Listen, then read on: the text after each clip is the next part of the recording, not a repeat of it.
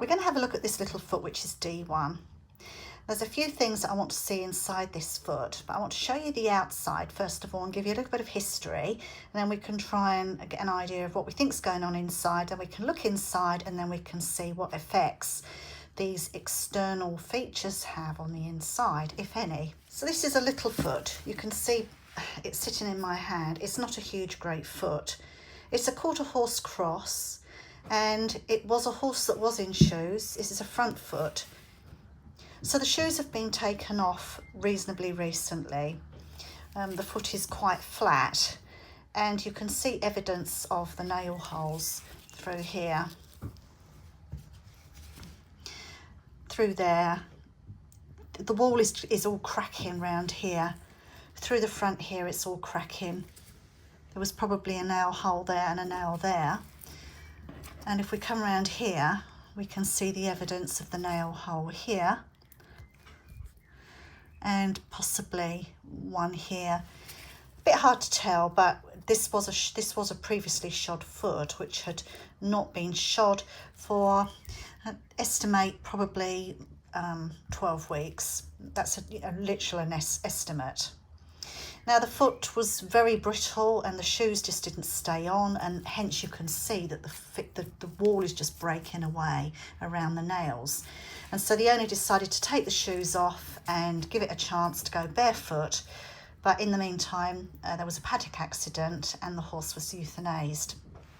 So this horse was used for riding, just a general pony club type horse, nothing high powered. If we look underneath, we can see that the wall is very, very thin. It's extremely thin around here, and at the toe, and coming around here. And it's breaking away. Even though this foot's been barefoot for a little while, it's still just breaking away. Very, very brittle hoof wall. And we seem to have some damage up in this area here. We have a very pinched frog, and what I mean is that these two areas here are all squished together, and we have this part here, this central part, which is squished, and we have the telltale sign at the back there. We have the butt crack, which what I've read, which is rather a sweet word, isn't it? The butt crack. And I can get my probe in very, very deep there, quite incredibly deep. Now this is still frozen, so I don't want to sort of dig around too much, but one of my followers was interested to see what this would look like on the back under dissection. So I think what we'll do is we'll have a look at this, and we can have a look and see what this actually looks like, and we'll be able to have a look at the digital cushion in here, which I think is going to be pretty paltry. We can see the frog is really not very good frog at all. It's tiny, and it's lifted up quite a bit. Even though the heels are quite low, that frog is not really engaging very well with the ground.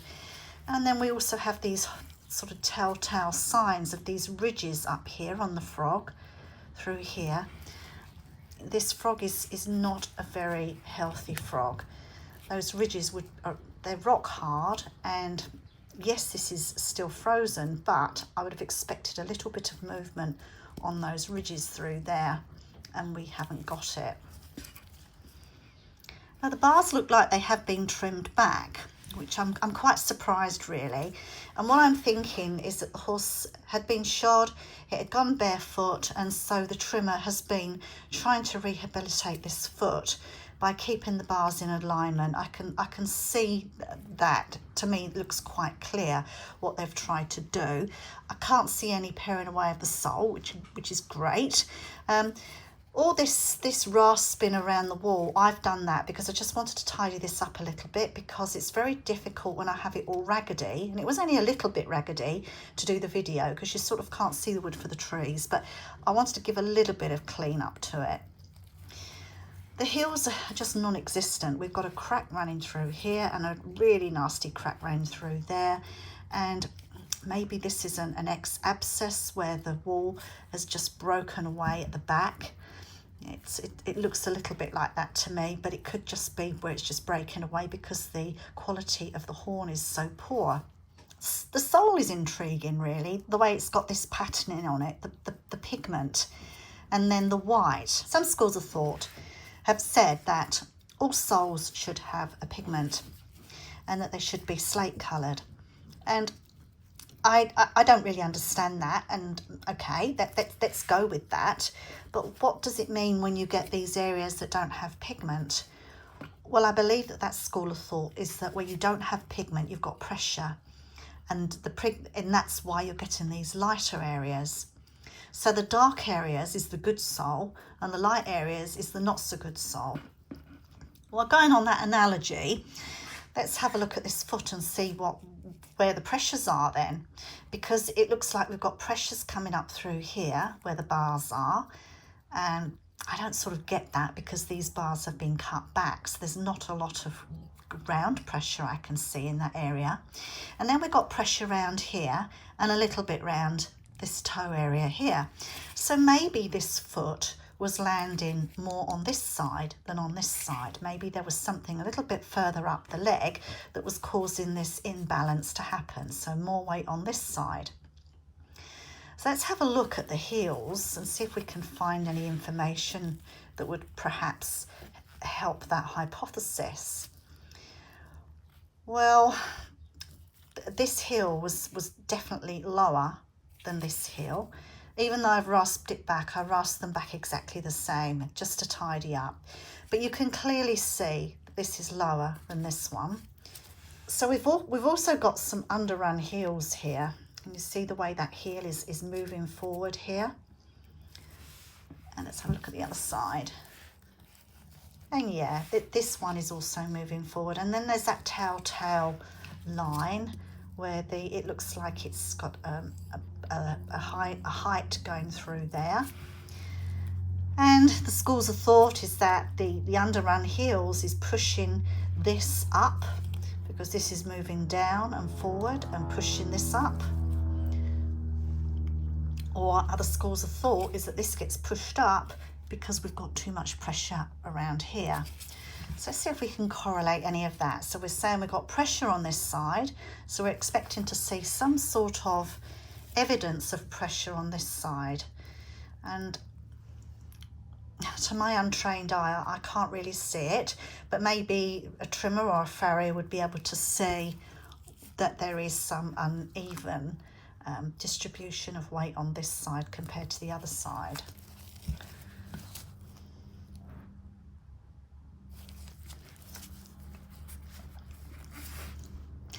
The other thing is there seems to be like a ridge of sole running all the way around here.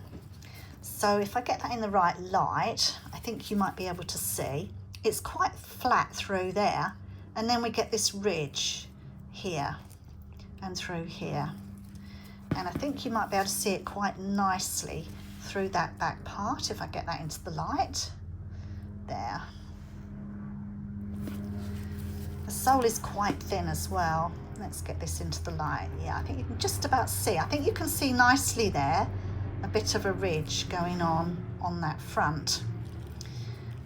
It's not quite the shelf that it looks like on the video.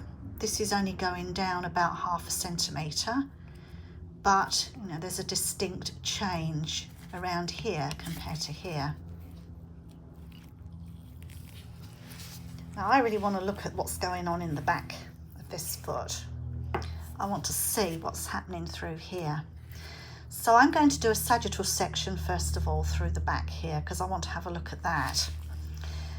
Although I'm thinking, should I do a section like this all the way through? Is that going to get us a better view of that part at the back? Because then we can see the whole foot rather than just half a foot.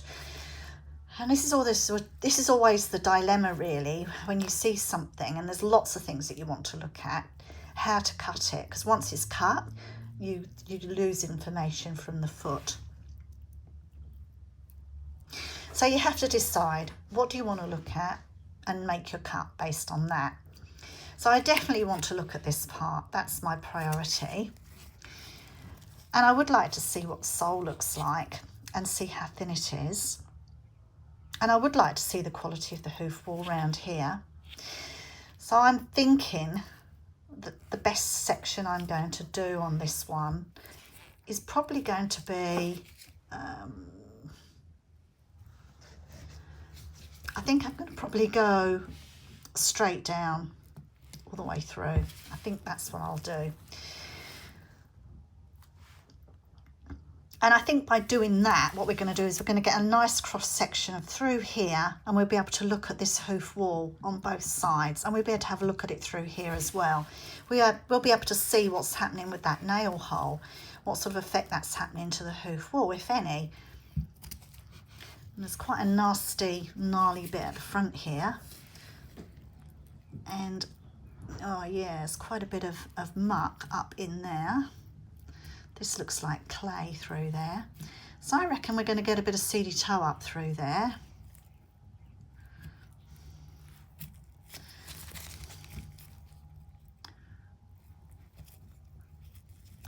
Yeah, can you see? There's a bit of paddock muck running up through there. So you see this, it probably doesn't look very bad. It probably doesn't look very much. A lot of farriers have said to me that this is of no consequence and I don't need to worry about it, and that I'm worrying unnecessarily, and I'm making mountains out of molehills, but I'm not so sure that I am making mountains out of molehills. But we shall see. Maybe I am. This one here's got a lot of cracking going on in that back heel.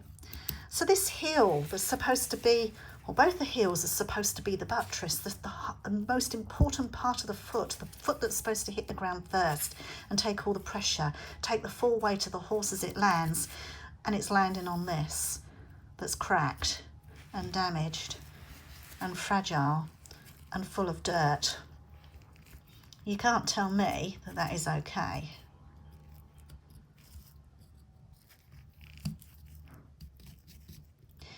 Maybe this was an abscess, another abscess. Blowout. Who knows? But there seems to be quite a hole in there. Anyway, I'm going to stop digging and I'm going to go and saw this up now, and then I'm going to show you what we see inside.